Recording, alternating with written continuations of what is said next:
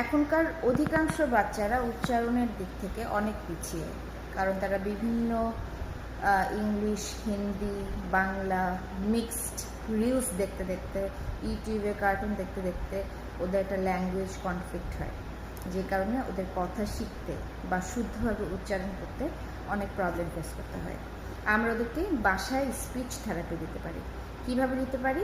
আসুন আজকে প্রথমবার দেখি স্পিচ থেরাপির প্রথম পার্ট। বাবা বলো তো ক ক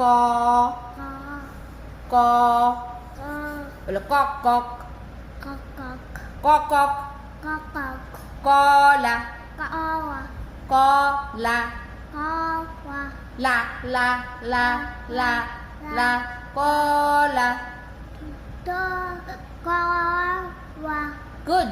কলা লা লা, দেখো দাঁতে লাগে। ক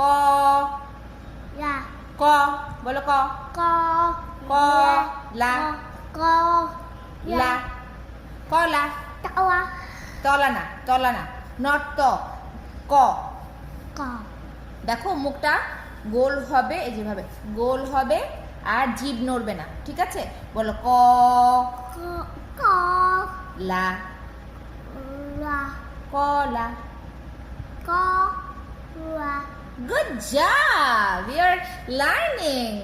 আবার বলো ক কক কক, মুরগি করে না, কক কক কক কক কক, বলো তো। বলো কোকা কোলা। তোতা তোলা না, বলো কোকা কো কো কো, কোকা কোলা, কলা না, কোলা, কোকা কোকা কা, কোকা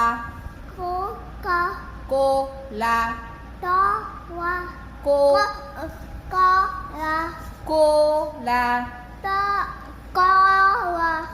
কোকা কো কা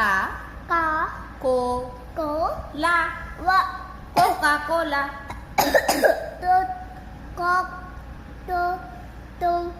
না না, কোকা।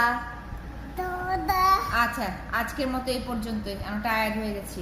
বলো আরেকবার লাস্ট, কো কা কো লা, কোকা কোলা। বেটার।